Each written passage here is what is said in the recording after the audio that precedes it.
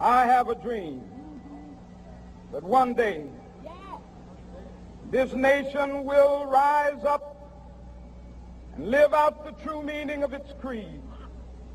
We hold these truths to be self-evident, that all men are created equal.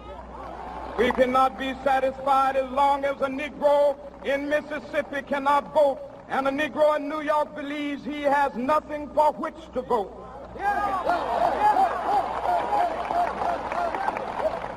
I still have a dream.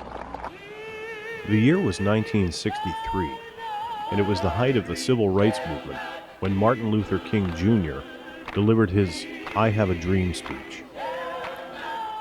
King led over 200,000 participants in one of the largest protests in the nation's history that would help to bring about the passage of the Civil Rights Act of 1964.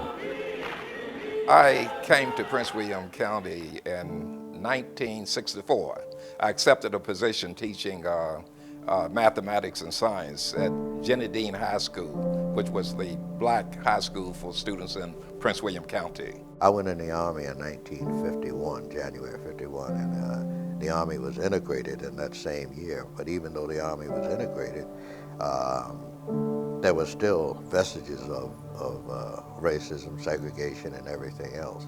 The atmosphere was just, it was, you knew where your place was, you know.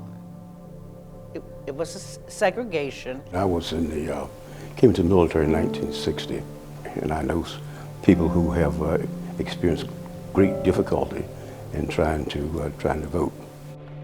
These challenges led to a call for stronger voting rights. The command of the Constitution is plain. There is no moral issue. It is wrong, deadly wrong, to deny any of your fellow Americans the right to vote in this country. We cannot, we must not refuse to protect the right of every American to vote in every election that he may desire to participate in. President Johnson signed the Voting Rights Act into law on August 6, 1965. I literally cried to myself. Yeah, I cried to myself. And I thought about my great-grandmother, who literally raised me while my mother was working. And my father died at a very young age. And I thought about her. And she did not have that opportunity, but her mind, she always encouraged me that you're just as good as anybody else. Where I voted in Haymarket, Virginia, very smooth, no problems whatsoever. I just stood in line and I voted.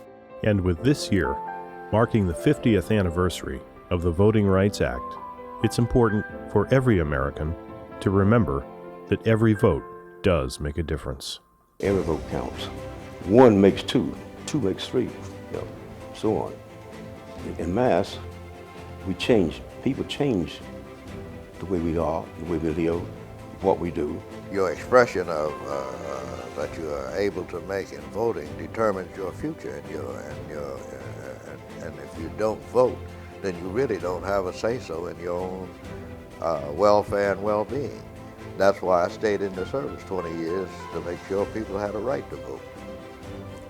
Voting to me means exercising a right that I have, that I've been given. We fought so hard for this right.